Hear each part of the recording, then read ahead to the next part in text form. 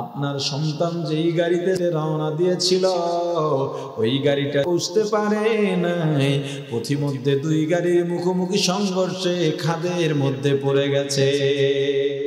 অনেকগুলো মানুষ মারা গেছে, যুবকও আছে। হে মোবাইলওয়ালার বাবা, তাড়াতাড়ি এসো বাবা, দেখো যারা মারা গেছে তাদের মধ্যে যুবকও আছে, তোমার সন্তান এই কাতারে আছে কিনা। কোন দিন মারা যাব তুমিও জানো না, আমিও জানি না। সন্তানের বাবা চিৎকার দিয়ে কাঁদেন আর বলেন, রে বাবা, হাতের মধ্যে ঈদের বাজার শক্ত করে ধরা আছে। ওরে বাবা, ঈদের বাজার নিয়ে আইলি, তুই কেন বাড়ি পর্যন্ত পৌঁছিলি না? সন্তান লন্ডনে চলে গেছে, 4 বছর হয়ে গেছে, আসে না। বাবার কাছে 4 বছর পরে রমজান মাসে সন্তান ফোন করলো, বাবা এবারের রমজানের ঈদ আমি তোমাদের সঙ্গে করব। মা খুশি, বাবাও খুশি। 4 বছর পরে সন্তানের চেহারা দেখবে, সন্তানের মুখে মা ডাক শুনবে, বাবা ডাক শুনবে।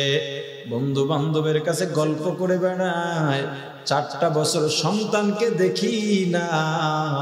এবার ঈদের নামাজের জামাতে বাপ পুত্র এক হয়ে যাব।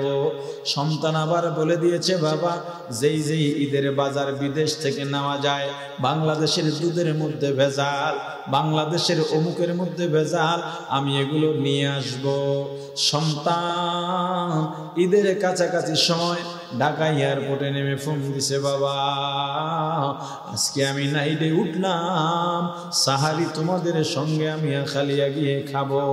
খবর পেয়ে মা ঘুমায় না, বাবা ঘুমান না। মা সন্তানের জন্য হরেক রকম পিঠা বানাইতেছেন, সে কি আনন্দ। 4 বছর পরে সন্তান আসবে, বাবা যায় নামাজে বসে গেছেন, সন্তানের জন্য দোয়া করতেছেন, ঘুমাইতে চাইলেও ঘুম আসে না, এতটা আনন্দ। সাহারির শেষ সময় সন্তানের কোনো খবর নাই। সাহারি খেয়ে ফজরের নামাজ পড়ে দরজা খুলে পথের দিকে তাকিয়ে অপেক্ষা করতে যে সন্তান আসবে। সকাল 8টা 9টা বেজে গেল। সন্তানের মা বাবাকে ডাক দিয়া বলে, স্বামী রে, সন্তান সাহারি খাওয়ার কথা এখনো কেন এলো না? সন্তানের বাবা ডেকে বলে, বিবি টেনশন করো না, ঈদের সময় যানজট থাকতে পারে। সন্তানের মা আবার কাজের মধ্যে লেগে গেলেন, সন্তানের বাবার আশ্বাসে সান্ত্বনায়। সকাল 11টা বেজে দুপুর এলে গেল, দুপুর 12টা বেজে গেল। সন্তানের বাবা ঘর থেকে নেমে বাইরে বের হইয়া ডানে বামে পায়চারি করতেছে। এবার তার মনটাও ভালো লাগে না। সন্তানের কাছে ফোন লাগাইছে, রে সন্তান কোথায় আছে জানার জন্য, কিন্তু ঋণ হয় কেউ রিসিভ করে না। কিছুক্ষণ পরে রিসিভ হলো, সালাম দেওয়া হলো, সালামের কণ্ঠ পরিচিত নয়। সন্তানের বাবা সালামের জবাব দিয়া বলে, বাবা তুমি কে? এটা তো আমার সন্তানের কণ্ঠ নয়। ওপার থেকে জবাব দিয়া বলে, আমি আপনার সন্তান না, মোবাইলটা রাস্তার মধ্যে পেলাম, আপনার সন্তান যেই গাড়িতে রওনা দিয়েছিল ওই গাড়িটা বুঝতে পারে নাই, পথিমধ্যে দুই গাড়ির মুখোমুখি সংঘর্ষে খাদের মধ্যে পড়ে গেছে। অনেকগুলো মানুষ মারা গেছে, যুবকও আছে। হে মোবাইলওয়ালার বাবা, তাড়াতাড়ি এসো বাবা, দেখো যারা মারা গেছে তাদের মধ্যে যুবকও আছে, তোমার সন্তান এই কাতারে আছে কিনা। বাবা একটা চিৎকার দিয়া দৌড় দিছেন। ভেতর থেকে মা তাকিয়ে দেখেন স্বামী আমার দৌড়ায়, তার মানে সন্তান আমার কাছাকাছি চলে এসেছে। ছেলে মেয়েদের ডাক দিয়েছেন, কে কোথায় তোরা, তাড়াতাড়ি এদিকে আয়। হে মেয়েরা, তোদের ভাই কাছাকাছি চলে আসছে, বিছানার চাদর বিছা, নতুন বালিশের কভার লাগা, একজন গিয়া যা তাড়াতাড়ি পানি গরম দে, কারণ সফরের পরে গরম পানি দিয়া গোসল করলে ক্লান্তি কেটে যায়।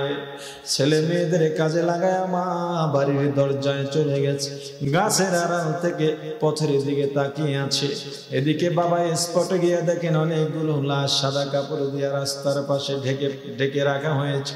কৌতূহল নিয়ে একটা একটা মাথার উপর থেকে কাপড় উঠান আর চেহারার দিকে তাকান। হঠাৎ তাকায় দেখে কলিজার টুকরা সন্তান লাশের মিছিলে শামিল হয়ে গেছে। ওরে মুসলমান ইমানদার আল্লাহর গোলাম, হে সিলেটের যুবক ভাই, মোটরসাইকেল নিয়ে বের হয়েছো, তোমার কত স্বপ্ন, কত পরিকল্পনা, তুমিও জানো না সামনে আজরাইল দাঁড়ায় রইছে। বরগুনার লঞ্চে যারা উঠল, ওদের কত স্বপ্ন ছিল, কত সাধনা ছিল, কত পরিকল্পনা ছিল। লঞ্চ থেকে নেমে এই কাজ করবে, এটা করবে, সেটা করবে, কিন্তু ওরা জানতো না ওই লঞ্চের মধ্যে পুড়ে অস্তিত্ব বিলীন হয়ে যাবে। ওরা আল্লাহর গোলাম, কোন দিন মারা যাব তুমিও জানো না, আমিও জানি না। সন্তানের বাবা চিৎকার দিয়ে কাঁদেন আর বলেন, রে বাবা, হাতের মধ্যে ঈদের বাজার শক্ত করে ধরা আছে। ওরে বাবা, ঈদের বাজার নিয়ে আইলি, তুই কেন বাড়ি পর্যন্ত পৌঁছিলি না? ওরে বাবা, তোর মাকে আমি কি জবাব দিব বল? বাবারে, 4টা বছর বাড়িতে নাই, তুই যেদিন বাড়ি থেকে রওনা দিয়ে চলে গেলি, তোর মা ওই যে খাওয়া দাওয়া বন্ধ করেছে, আজ পর্যন্ত ভালো করে একবেলা খায় নাই রে বাবা।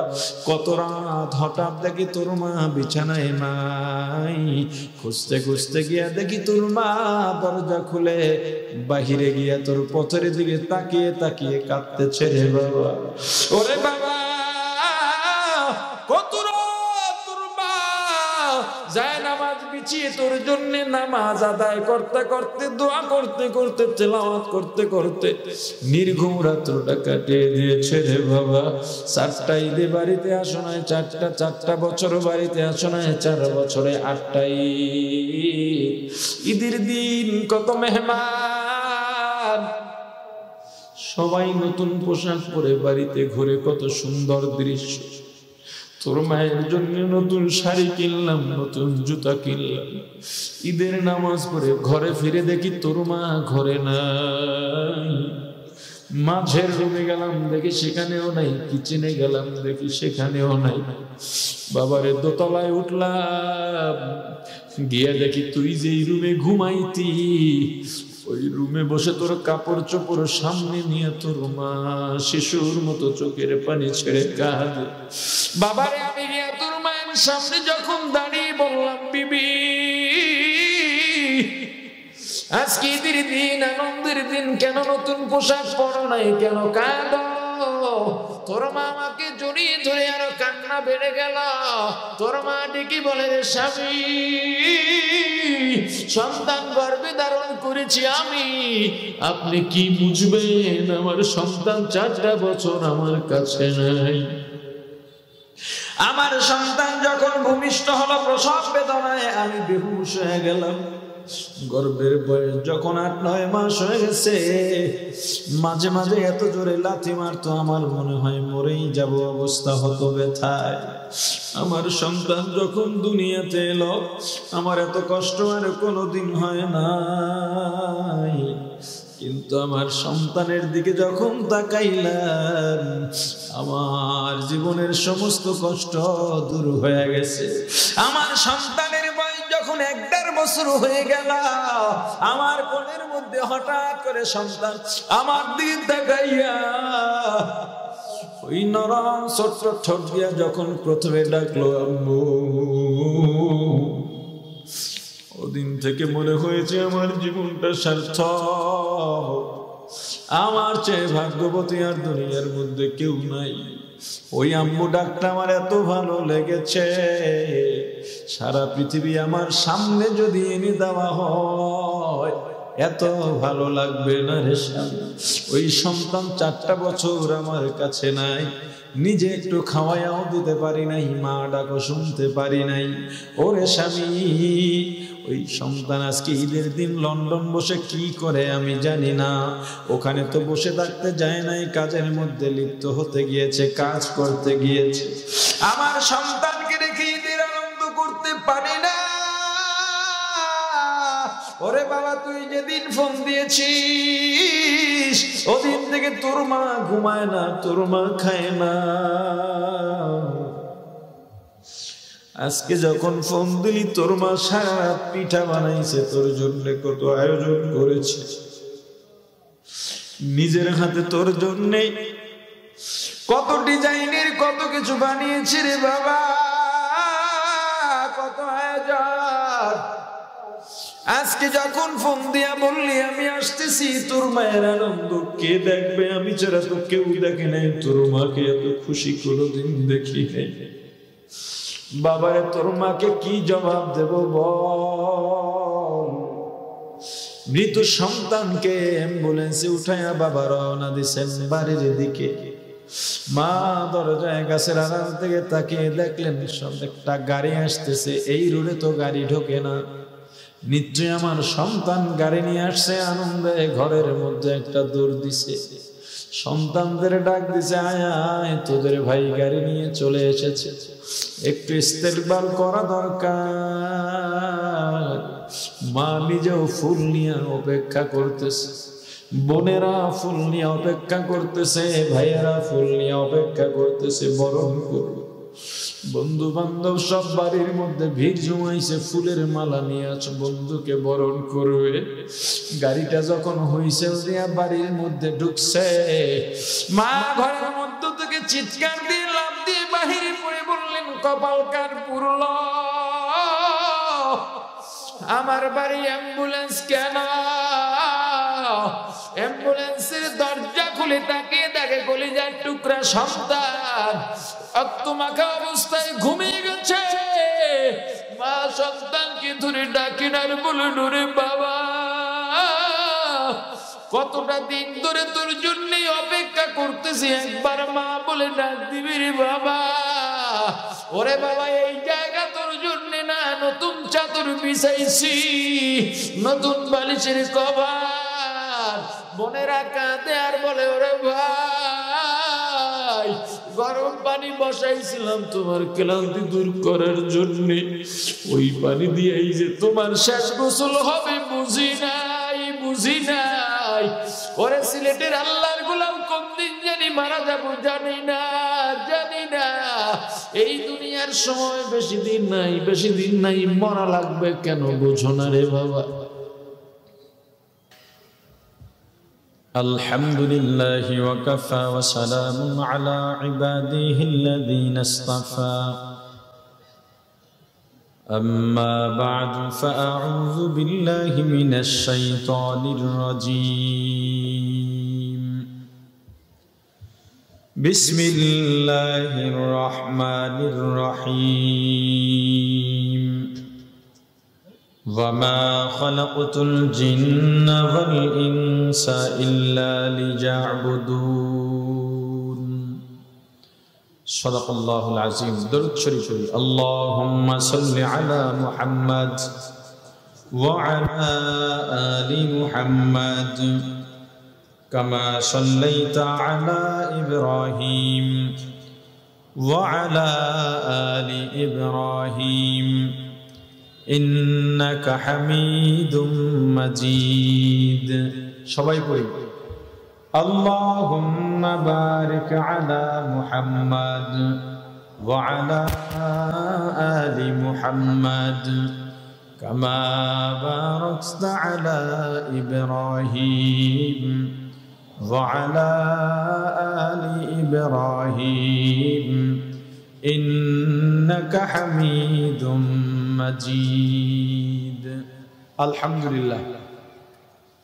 আল-হাদি খেদমতে কোরআন পরিষদ কর্তৃক আয়োজিত সপ্তম বার্ষিক তাফসীরুল কোরআন মাহফিলের সমাপনী অধিবেশনের মহতরম সভাপতি মুআজ্জাজ মুকাররম হযরত উলামায়ে কেরাম, দূর দূরান্ত থেকে আগত ইসলাম প্রিয়, দিন প্রিয়, মর্দে মুজাহিদ, আল্লাহ রাব্বুল আলামিনের আশিকিন, জাকিরিন, শাকিরিন মুসলমান ভাইয়েরা, কলিজার টুকরা সমবয়সী যুবক ও ছাত্র বন্ধুগণ, পর্দানিশী মা ও বোনেরা, আল্লাহ তাআলার দরবারে লাখো কোটি শুকর ও সুজুদ যেই মহান রব্বুল আলামিন আমাদেরকে হায়াত তৈয়বা দান করে দুনিয়ার জান্নাতের বাগান কোরআন ও সুন্নাহর আলোচনার এই মুবারক মজলিসে আশা ও বসার মতো তৌফিক দান করেছেন, আলোচনা শোনার মতো সুযোগ করে দিয়েছেন, এজন্য শুকরিয়া আদায় করি আলহামদুলিল্লাহ। আপনারা মাহফিলে মনে হয় খুশি না? সবাই যে আলহামদুলিল্লাহ বললেন না? এটা একটা বড় রোগ। আচ্ছা, যারা দাঁড়িয়ে আছেন আপনারা বসলে বয়ান শুরু করব। হয়তো আমার চোখের আড়ালে যেতে হবে, বাইরেও মাইকের সাউন্ড পাওয়া যায়। হয়তো বসেন, না হয় চোখের আড়ালে একটু সাইডে গিয়ে দাঁড়ান। এই যে আপনাদের কিছু বলেছি আমি, এই বারান্দায় যারা আছেন, না বারান্দায় এভাবে বসলে হবে না, এটা সুন্দর লাগে না দেখতে। এদিকে যারা দাঁড়িয়ে আছেন শুনতেছেন তো, বসেন, ভিতরে ঢুকে বসেন। আমার এই কথা যদি আপনি না রাখতে পারেন তো আমার বয়ান শুনে করবেন কি? আমার কথার তো গুরুত্ব আপনার কাছে নাই। এই কে তুমি? চাদর তোমাকে দুইবার তোমাকে আলাদা উদ্দেশ্য করে বলে, এখন পিলারের আড়ালে দাঁড়াইছে। বসেন, ভিতরে ঢুকে বসেন। এখানে বসতে যোগ্যতা লাগে না, যোগ্যতা দিয়ে এখানে বসা যায় না, টাকা পয়সা ক্ষমতা দিয়ে বসা যায় না, শিক্ষা দিয়েও বসা যায় না, আল্লাহর কবুল লাগে। কারণ এই এলাকায় এখানে যে রহমত এখন নাজিল হচ্ছে, এটা এই এলাকায় আপাতত আর কোথাও হচ্ছে না। এত বেশি পরিমাণে রহমত এখানে হচ্ছে, এবং সেটাই প্যান্ডেলের বাইরে না, এই এরিয়ার মধ্যে। দেখেন, এরপরে দাঁড়ায় রয়েছে, কি বয়ান করব? এইভাবেই তো বয়ান দিনের পর দিন চলতেছে, যুগের পর যুগ চলতেছে, কোনো কাজ হচ্ছে না। বয়ান শুনলেই মানুষ হেদায়েত হয়ে যায় না। অনেকে চিন্তা করবে, মিয়া তুমি বলছো এই জন্য কি বসতে হবে? কে তুমি? এটা ভাব আছে না তাদের মধ্যে। এই অগ্রাহ্য আমাকে করতে পারবেন, তাই আলোচনার ময়দানে চলবে না।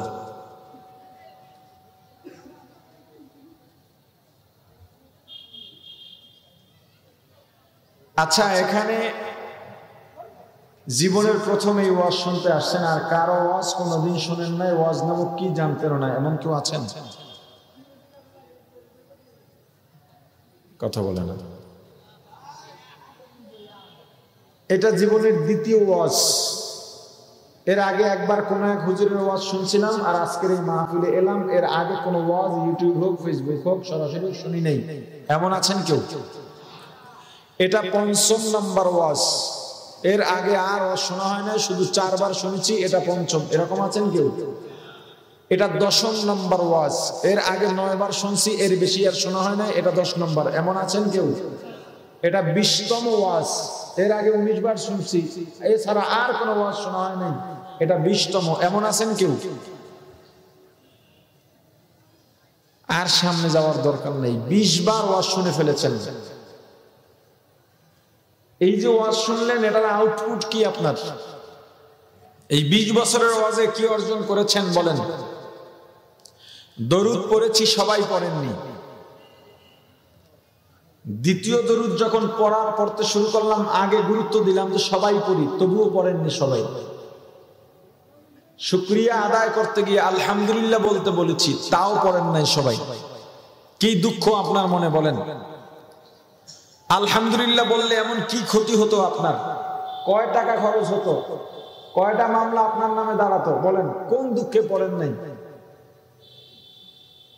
শুধুমাত্র ওয়াজ শুনলেই হেদায়েত হওয়া যায় না। যদি হইতো, মাইকলারা সবার আগে হইতো।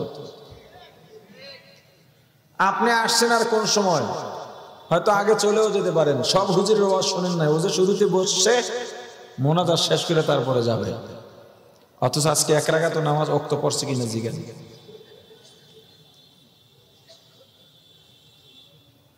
হেদায়েত আল্লাহর কাছে চাইতে হয়।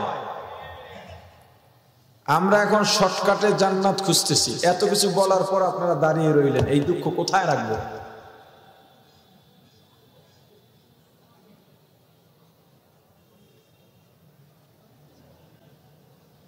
এখন সবাই পিছের দিকে চাইতে, আপনারা পেছনের দিকে তাকাচ্ছেন কেন? আপনারা এদিকে তাকাবেন।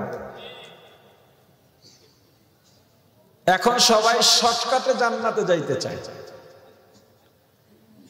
কোথায় সুবহানাল্লাহ বলা দরকার বলে না, আলহামদুলিল্লাহ কোথায় বলা দরকার বলে না। এক হুজুর জিজ্ঞেস করতেছেন জাহান্নামে যাবেন কে কে, এক কোণার থেকে উঠেছে আল্লাহু আকবার। কিরে বাবাজি আপনি জাহান্নামে যাবেন? বলে না, জীবনেও না। তাহলে হাত উঠালেন কেন? বলে হুজুররা যা বলে মনে করছি ভালোই তো বলে।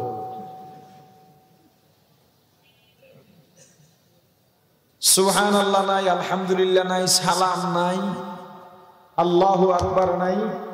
এখন সব মডারেট হয়ে গেছে। সালামের জায়গায় বলে হাই। কি বলে? হাই না বলে কি বলবেন? বলেন সালাম কিভাবে দেয়? আসসালামু আলাইকুম, আসসালামু আলাইকুম। হ্যাঁ, দেখেন না মাঝে মাঝে আমাদের ওয়াজের স্টেজে অনেক নেতা আসে, জনপ্রতিনিধি আসে, ওয়াজের মঞ্চে হুজুরদের রাজনীতির আলোচনা করা নিষেধ। যদিও এই দেশের কোন হুজুর রাজনীতির আলোচনা করে না, প্রচলিত যে রাজনীতি, এই রাজনীতির আলোচনা করেন না। তারা ইসলামের পক্ষে কথা বলতে গিয়ে, ইসলাম বিদ্বেষীদের কথার প্রতিবাদ করতে গিয়ে হয়তো গলার আওয়াজ একটু বড় হয়, আর তখন তারা ভয় পেয়ে যায়, মনে করে এটাই রাজনীতির আলোচনা। অথচ এই দেশের প্রচলিত রাজনীতির আলোচনা ওই জনপ্রতিনিধিরা স্টেজে এসে করে থাকেন। বর্তমানে মহিলা রাজনীতিবিদ ওয়াজের স্টেজে ওঠা শুরু করেছেন এবং ডাইরেক্ট ভোটও চান। আপনারা স্টেজে উঠে রাজনীতির আলোচনা করেন সরাসরি, আমরা কোরআন সুন্নাহর কথা বললেই তখন হাজী সাহেবের জবান বালা না। রাজনীতির আলোচনা কেউ এই মঞ্চে করুক, সেটা হুজুর হোক অন্য কেউ হোক, আমিও সমর্থন করি না। ওয়াজের ময়দানে, ওয়াজের মঞ্চে হুজুর হোক, জনপ্রতিনিধি হোক, এলাকার টাকাওয়ালা হোক, কেউ রাজনীতির আলোচনা করতে পারবে না। আপনারাই বলেন ওয়াজের রাজনীতি আলোচনা করা যাবে না, আপনারা এসে আবার রাজনীতির কথাই বলেন কেন? পাইছেন কি? আপনার জন্য কি জনগণ আসছে নাকি? আপনার রাজনীতির কথা শুনতে আসছে? তারা দ্বীনের কথা শুনতে আসছে। বুঝলেন? মাতুকা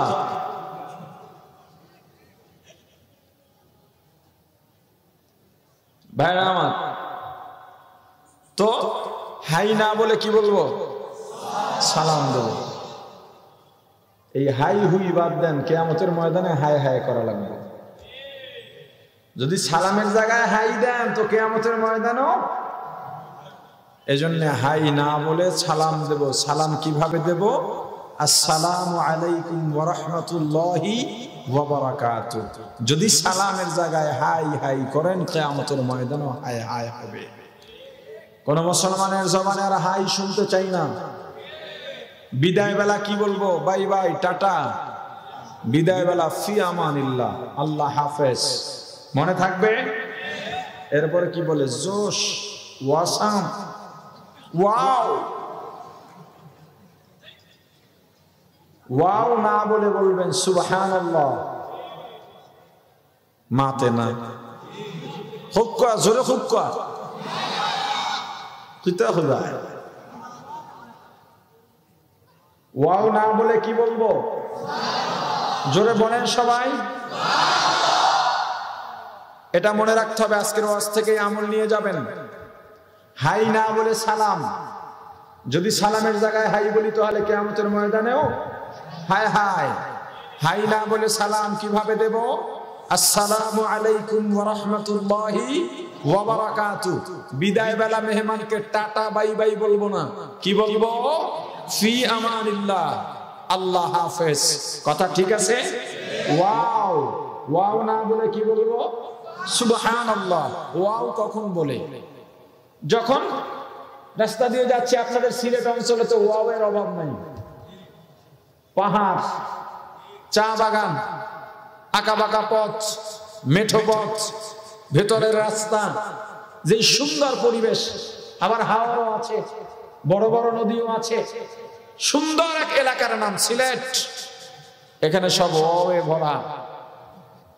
এই ওয়ের জায়গায় ওয়াও বলা যাবে না, কি বলতে হবে? আওয়াজ হবে না, জোরে।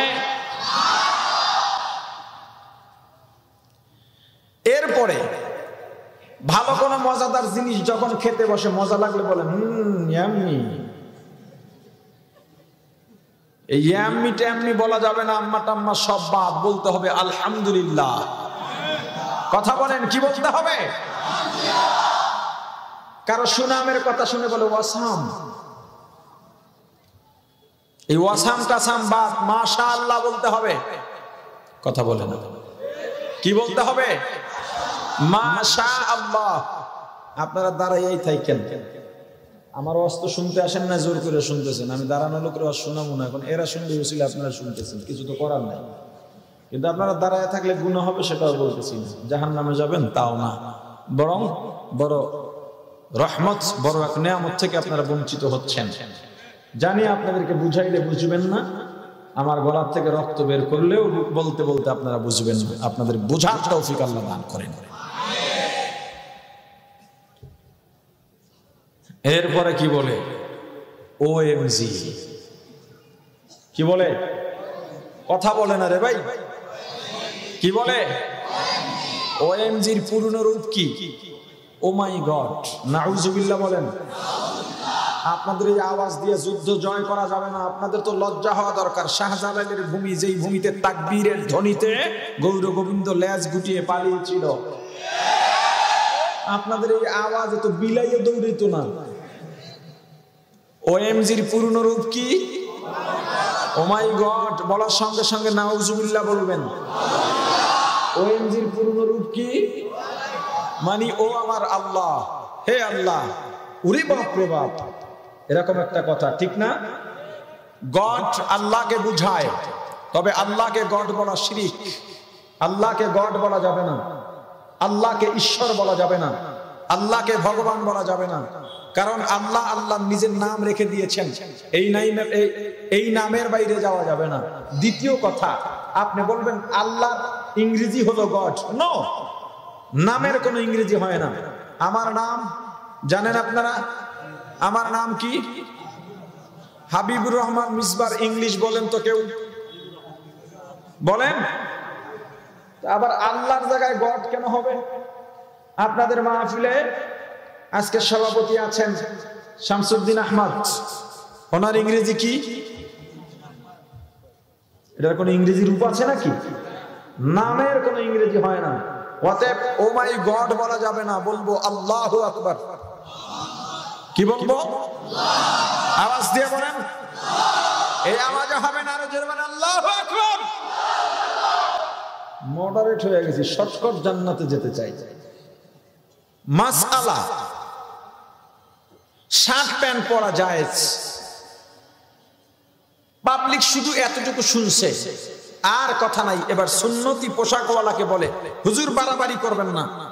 আপনি বড় জামা পড়েছেন, বড় পাঞ্জাবি পড়েছেন, লম্বা জুব্বা পড়েছেন, আমি শার্ট পরেছি, ব্যবধান কোথায়? পোশাক তো পোশাকই, পোশাক পোশাক না। জায়েজ আর তাকওয়া আসমান জমিন ব্যবধান। জায়েজ আর তাকওয়া, কোন পোশাকে তাকওয়া আছে কেমনে বুঝবেন? আমি এই জুব্বা গায়ে দিয়ে সিনেমায় ঢুকতে পারবো? শার্ট গায়ে দিয়ে ঢোকা যাবে কিনা? অতএব এটা তাকওয়ার পোশাক। এটা কিসের পোশাক? এখন আপনি যদি বলেন পোশাকে কোনো ব্যবধান নাই, নো। আপনি যদি আল্লাহকে চান, টুপি মাথায় দেওয়া সুন্নত, না দিলে কোনো ক্ষতি নেই। আপনি আমাকে ধমক দিয়ে ফতুয়া শোনাচ্ছেন, হুজুর টুপি নিয়ে বাড়াবাড়ি কেন করেন? এটা মাথায় দিলি কি না দিলি কি? যে রাসূলকে ভালোবাসে, আল্লাহকে ভালোবাসে, পরকালকে ভয় করে, তার কথা এমন হবে না। তার কথা হবে আমার রাসূল টুপি দিয়েছেন, আমিও দেব, জীবনের থেকে সবচেয়ে দামি আমার টুপিকে মনে করব। শার্ট প্যান্ট পরা জায়েজ, শর্ত আছে। শর্তে না বিনা শর্তে? আপনার প্যান্ট কেমন হবে? অবশ্যই টাকনুর উপরে এবং নাভির উপরে, হাঁটুর নিচে নাভির উপরে। 3/4 প্যান্ট পরে আমার যুবক ভাইরা পাছার অর্ধেক বের হয়ে থাকে, আন্ডার প্যান্ট দেখা যায়, ওদিকে হাঁটুর অর্ধেক বের হয়ে আছে। আপনি লজ্জা পাচ্ছেন, আমি এই কথাটা না বললে আপনি প্রকৃত রূপটা কিভাবে বুঝবেন বলেন? প্যান্ট পরতে হবে একেবারে ঢিলা ঢালা, টাকনুর উপরে, হাঁটুর নিচে এবং নাভির উপরে হতে হবে। এত ঢিলা ঢালা হতে হবে লজ্জাস্থানের কোনো আকৃতি কোনো অবস্থায় যেন বোঝা না যায়, সেজদায় যাওয়ার পরেও যেন বোঝা না যায়, এতটুকু ঢিলা ঢালা লাগবে। শার্ট পরবেন, ব্যান্ড কলার দিলে ভালো, এক কলার যেটা দেওয়া হয়, যেই কলার ডাবল হয় ভাঁজ করে রাখে, এটা না দিতে পারলে ভালো, দিলে ক্ষতি নেই। তবে তাকওয়া, এই ক্ষেত্রে তাকওয়া ফুল হাতা হতে হবে, কোনুই বের করে অর্ধেক হাতা নয়, কারণ নামাজের সময় কোনুই বের করে রাখা মাকরুহ।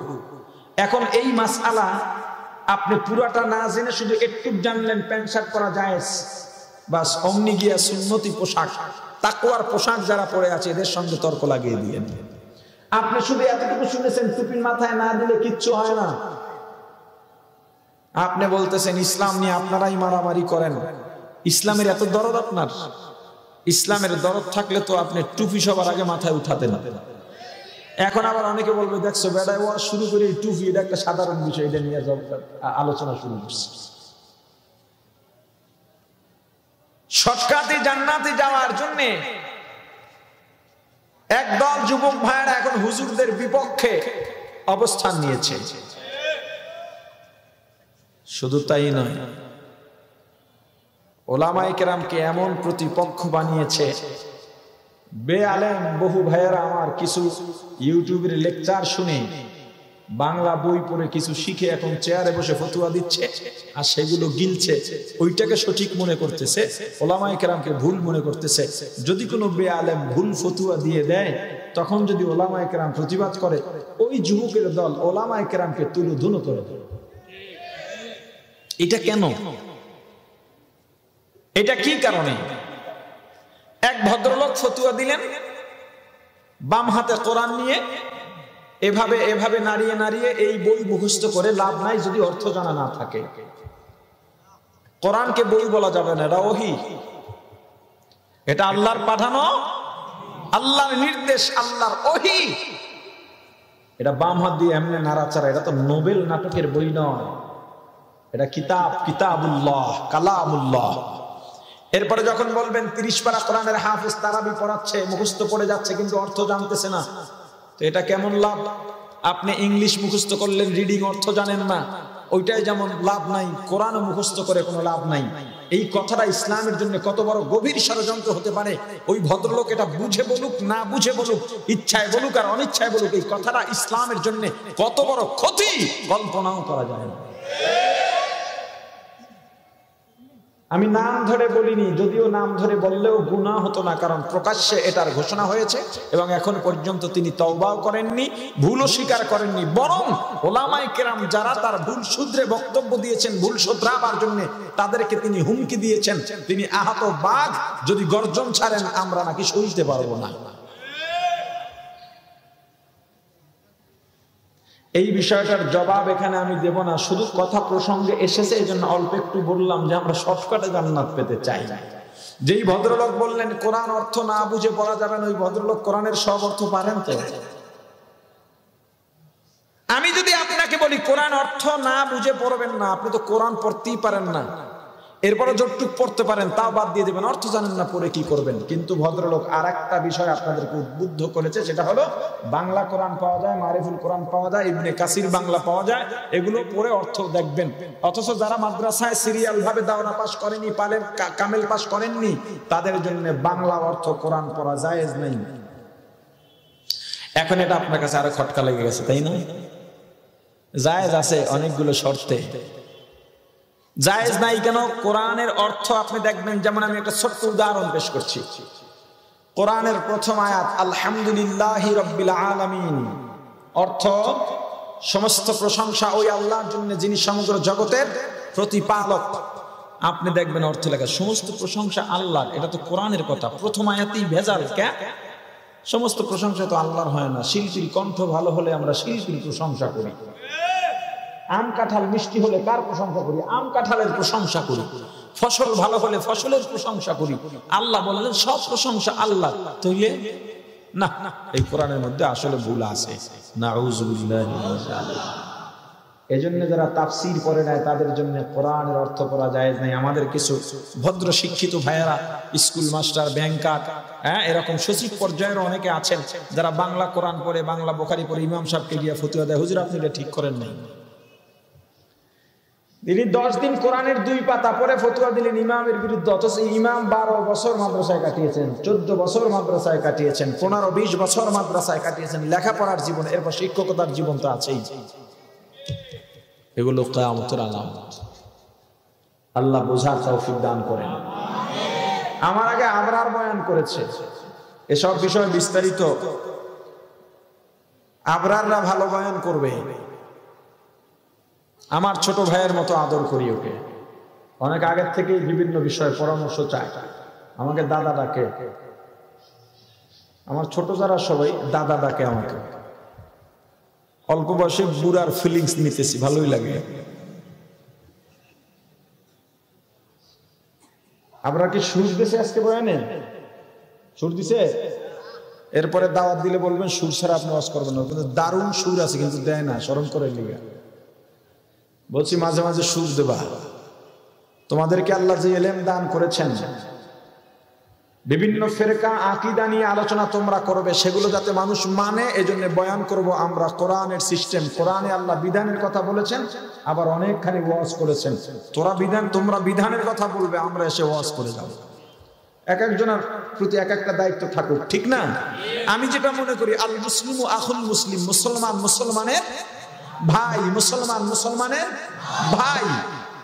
এটার আবেদনটা কি? এই যে সারা বিশ্বের মুসলমান সবাই ভাই, এটার আবেদনটা কি? এটার রূপ কিভাবে দাঁড়াবে? ইসলামের রূপ কিভাবে দাঁড়াবে? একজন মানুষকে আল্লাহ সব যোগ্যতা দেবেন না। এখন আমি ডাক্তার, আমি যদি মনে করি এই দেশে আমার চেয়ে আর শিক্ষিত কেউ নাই, ভুল। ইঞ্জিনিয়ারিং কোনো ওয়ার্কশপে গেলে আপনি কোনো কথাই বলতে পারবেন না। আবার ইঞ্জিনিয়ার যদি মনে করে আমি সব, না, এটাও ভুল। আপনাকে মনে করতে হবে আমি এখানে শিক্ষিত, ওখানে মূর্খ। আমাকে মনে করতে হবে আমি এখানে শিক্ষিত, ওখানে মূর্খ। কারণ আমি যেটা জানি না সে বিষয়ে আমি মূর্খ, আমি যে বিষয়ে জানি সে বিষয়ে আমি জ্ঞানী। অতএব ডাক্তার ইঞ্জিনিয়ার দুজন লাগবে, কারণ আমার তো চিকিৎসাও লাগবে, ইঞ্জিনিয়ারও লাগবে। আবার যে লোক ব্যবসায়ী, সে বলবে আরে দূর, তারা তো মানুষের বাড়ি চাকরি করে, অন্যের চাকরি করে, মিল কারখানায় চাকরি করে, আমি ব্যবসা না করলে রাষ্ট্রই চলবে না। অতএব তাদের কেউ আমার ধারে কাছেও নাই, তারাই সমাজের জন্য কোনো গুরুত্ব রাখে না, এটাও ভুল। আমার ব্যবসায়ীও লাগবে, ইঞ্জিনিয়ারও লাগবে, ডাক্তারও লাগবে। তদ্রুপ ভাবে ইলমি লাইনে একজন এবারত পড়তে পারে, সে যদি মনে করে এই দেশে আমি সবচেয়ে বড় আলেম, এবারত না পড়তে পারলে তার কোনো দাম নাই, ওটাও ভুল। আপনি এবারত পড়তে পারেন, আপনি এবারত করে শোনাবেন। আর একজন মানুষকে বুঝাইতে পারে, এবারত পড়তে পারে না, সে এবারতের অর্থগুলো মানুষকে শোনাবে, বুঝাবে। একজন লেখক, সে যদি মনে করে আমি সব, আমি লেখক না, আপনি লেখক, আপনি সুন্দর করে লিখে মানুষের মাঝে দ্বীনের দাওয়াত দিবেন। এভাবে সবার যোগ্যতা এক জায়গায় হলেই ইসলামের রূপ দাঁড়িয়ে যাবে।